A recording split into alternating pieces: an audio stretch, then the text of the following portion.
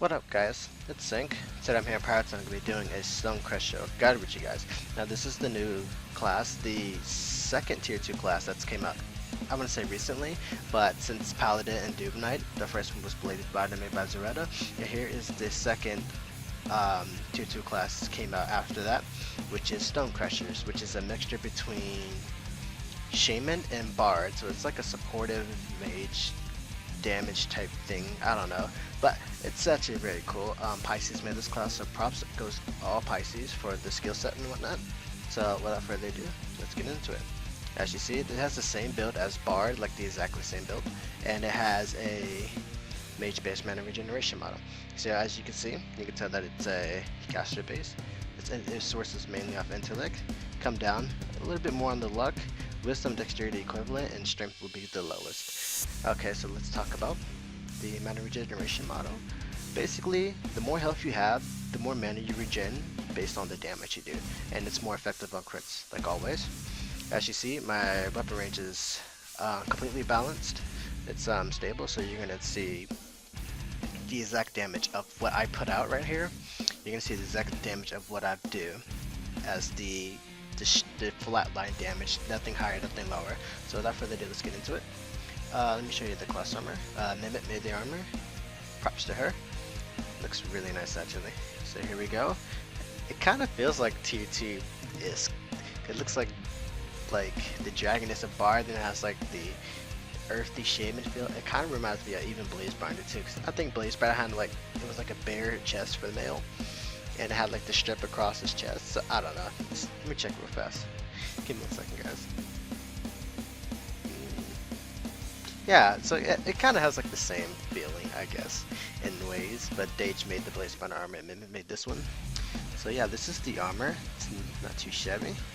It's actually pretty cool. It kind of reminds me of Tyrion, like the way the feet look. But so yeah, let's proceed on to the skills, whatnot. So the first skill is your simple auto attacks. 2-second cooldown, 100% weapon damage, just your simple auto attacks, nothing special. Knowing Pisces, I would thought he would put it into like power. If it's Bard, if it's a T2 mixed with Bard, you would expect like the Bard auto that's sourced off of intellect instead of actually physical damage, which that would be pretty cool. I don't need none of that. Let's proceed on to the first skill, which is Stalagmite. 15 mana, 6-second cooldown, magical skill. Alright, so let me show you what it does. It does a pretty good amount of damage, pretty good moderate damage. What it does, it applies Bruiser. What this does is, it increases the damage that they take by 8%. And it stacks the 5, and it lasts for 8 seconds. So the more you stack this, the more damage they constantly take. So this is your main damage skill. You just source this really good with your kit. Just constantly doing damage applied bruised. As you see, the damage is 645. Well, these guys are pretty, they have low HP, don't they? As you see the magnitude stunt and magnitude. So this is what I'm going to talk about the class. Before I get on with any of the skills, this class has a hidden passive, kind of similar to Archfiend's passive, with the Fiend Leech off every skill. So every skill has a chance, 25% chance to apply. As you see, it says magnitude. Each skill has a magnitude effect that helps it out further in battle, but each skill only has a 25% chance of activating them. As you see, it applied the magnitude stun, the target got stunned for 4 seconds. It's only 25% chance. So roughly speaking, this class has a 25% chance to perma stun. Kind of similar to Evolve Shaman. As you see, this is a tier 2 class, so the classes that we mixed with it was Bard and Shaman, and I'm going to be pinpointing the key points of the class that makes you, to just tell you that like these two classes combined, it really feels like they're together in ways as a Bard and Shaman would be, if I say so myself. But yeah, see, the thing about magnitude effect, it also increases your spell damage by 275%. It was 250, but it's now 275. But basically, your outgoing damage, all your magical damage, which is everything on the class besides your auto attacks, is increased by 275% for 1 second. What this does is, and during that short time of each time you apply magnitude, you're going to get a massive burst of healing, dot, or damage output on this class, and then it immediately fade after. So you gotta use this promptly, you gotta use it timely. You can at least put out, if you have really good haste, which this class does apply a haste buff, you can at least put out at least 2 skills before it goes away.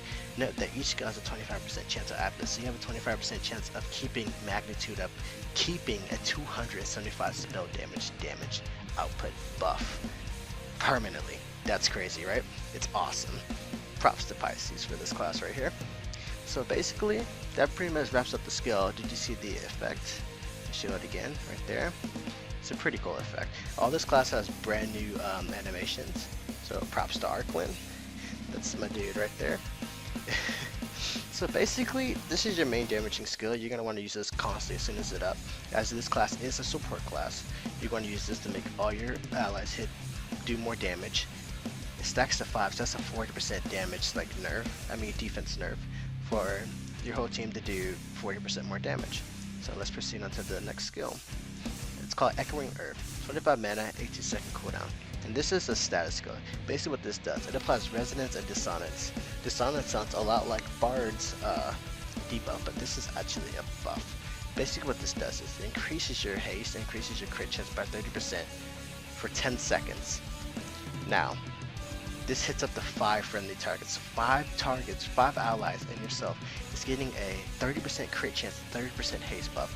It's kind of, as a tier 2 class, it pretty much knocks out minor supports like Bard itself and Archfiend, as Archfiend was randomized 30%. Now this has a direct buff. The main thing, it's a tier 2, of course it's going to be stronger and whatnot, but when you think about it, what was Bard mainly known for? It's direct buffs. It's direct healing, nothing stacking worthy, it's just direct buff. That's why this class is really like that, because it gets such strong direct buffs to your allies and direct healing. This is what reminds me of Bard for this class. So let me just use the skill right here, as you see, and I get increased crit chance, increased haste, as you see. Let me just use the first skill with it, and as you see, your DPS just goes out the roof with these 2 skills. If you want to farm this class, this is part of the 2 skills you want to spam, as you see right there. Now, let's talk about the magnitude effect on this class, on this skill.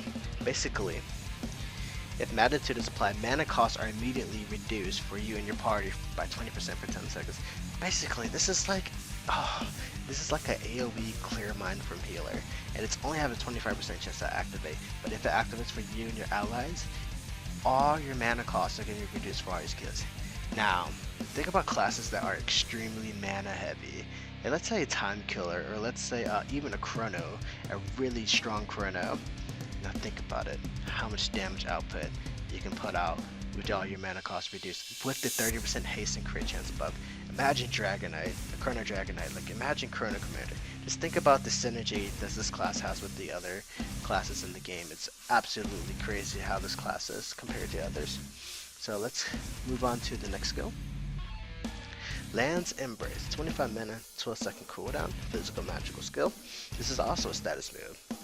So basically what this does is you shield all your enemies, reducing all incoming damage for them, but then also gives you a 50%, it increases their damage resistance by 50% and gives them a small heal per time for 4 seconds. So let's use it right here. As you see, I've been shielded. There's 2 dots, because meaning why that is because of the magnitude effect that I got, which also increases your spell damage. It's going to increase your heal every time, so your heal every time is going to increase if you have magnitude up by 275%. Basically what this does is it gives you a pretty decent heal every time, and also gives you 50% damage resistance, which is actually fairly strong, as he's doing little to no damage to me. Now if magnitude is applied, you reduce 99% damage to you. It's just crazy. Oh my god. You reduce 99% incoming damage to you for 4 seconds, and you double your heal every time. Basically, it's doubling your heal every time plus the spell damage that you're already getting from magnitude. So it kind of acts as a multiplier.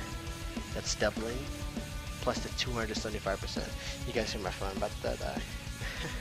But yeah, it's actually very strong, as you see. You apply the shield it and the animation. It's a very small hit per time, but when you think about it, if you apply the magnitude like this right now, as you see, jumps up, and you have pretty good sustaining ability, plus a 50% damage resistance. 99% if you apply the magnitude, which is very strong. Now imagine if you synergize it with your Echoing Earth, now you get a big haste. You get a big haste buff, and you're able to just kind of like keep your skills up and just keep them looping, as Barb was able to do. You know how Barb was able to just constantly drums of war, healing real, just constantly. That's how this class is. That's what's really cool about it. So let's proceed on to the rank 4 passives. The first one is Gaia Knowledge. Increases haste by 20%. No, your haste is already at 24%. Adding this would give you a 44% haste buff. That, with Echoing Earth, your haste is going to cap out at, your haste doesn't get higher than 50%, meaning your cooldown is going to be instantly cut in half. So that's why I said the first skill was going to perma-stun, so this would be technically on a 3-second cooldown with a 4-second stun. So each time you use this, it has a 25% chance to take perma-stun, similar to Evolve Shaman. Now keep that in mind, guys. This would be on a 9-second cooldown, this would be on a 6-second cooldown, and the last skill would be on a 15-second cooldown. So yeah, very strong, very good synergy with high haste classes like Not a Mod, Time Killer.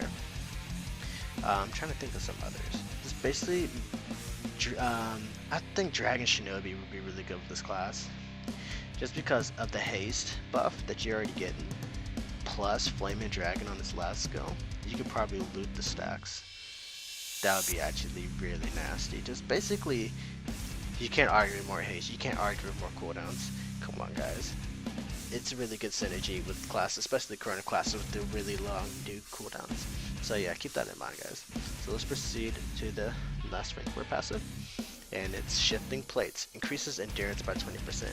Your support, you need to be tanky, and you need to be fast. So you need to be consistent and reliable.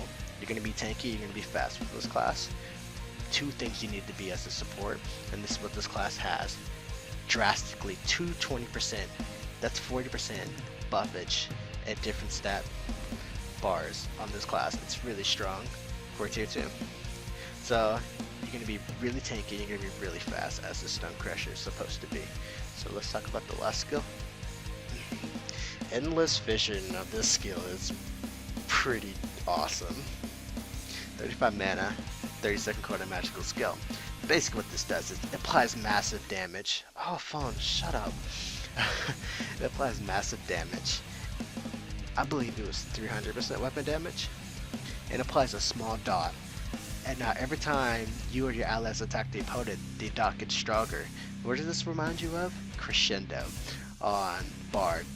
It's just this last skill, it just forms the class together. Because the class doesn't really have that high of a DPS,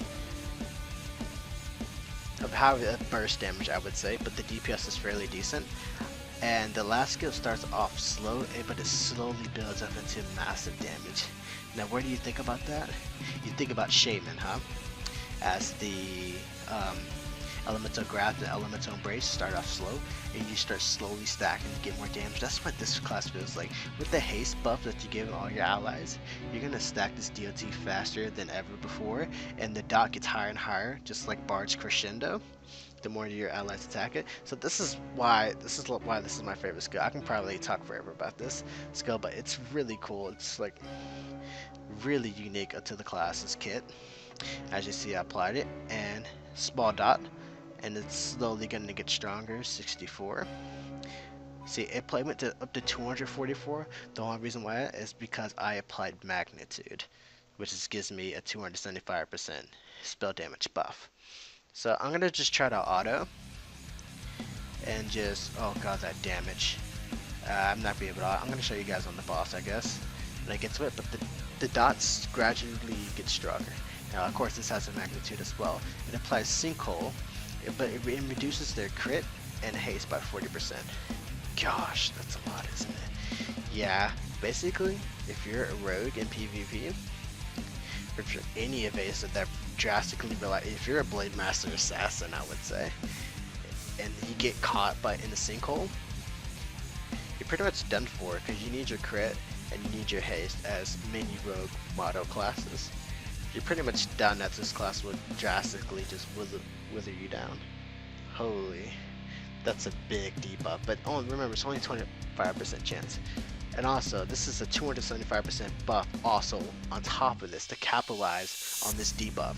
So in PvP, if you get hit with this hard, with magnitude, you pretty much, the fight's probably going to be done for it, and majority of the fights, I would probably say maybe even a healer might tough it out for 8 seconds, maybe. I'm not too sure. I'm probably going to do a PvP video. I haven't PvP in a while, guys. I'm not even going to lie. I might get back into it and do maybe a PvP video, just because I'm doing this upon day release, like I used to do.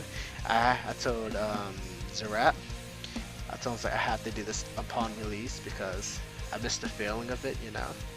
Missed the feeling of looking back at your videos and looking at your video as soon as you upload it, because it's something fresh and new. You just see how many views you get.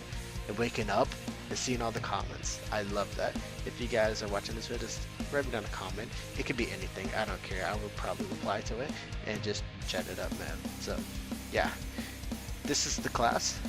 Very strong support class. Like, holy, props to Pisces again. So let's try to solo with it. Let's go down here.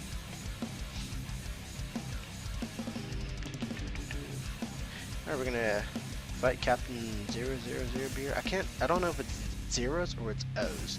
I'm not sure, but we're gonna take them down. So let's get started.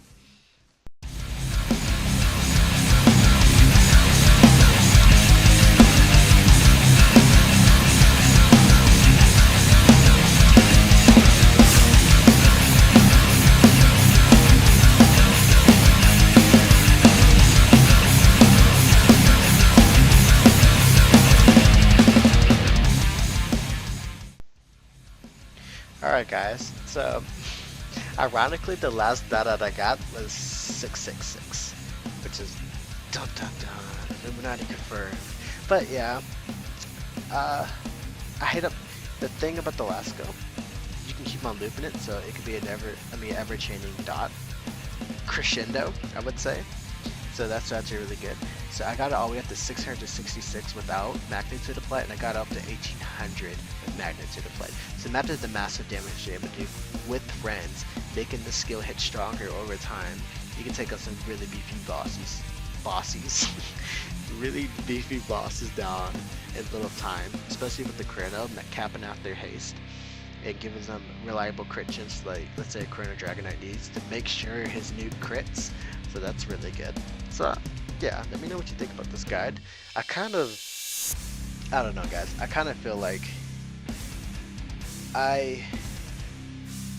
mainly like in my guides I give you like the knowledge based on my opinion as my standpoint of what I think about the class and when I talk about it, but I usually just talk with you guys, you know, like just, you know, it's all about, I mean, this, like I said, this is just a hobby, and it's a really good place for somebody to be themselves, I would say. YouTube is a very good place for you to be yourself.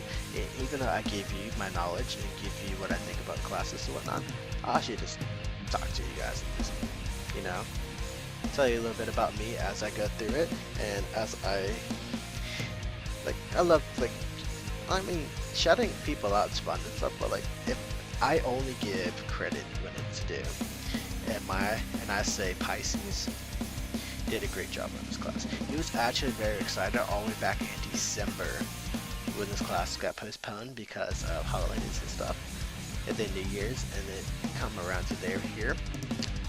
He was psyched. He was actually well prepared for this class, and just I think Arcland and everything. So big thanks to those guys for making such an awesome class. So keep up the great work. So I think I rambled on a bit too much with this guide. I might do a PvP guide probably tomorrow or something. I'm not sure yet. Maybe whatever comes in the future. Well, like and subscribe, share with your friends. I'm Zink. Catch you guys later. See ya.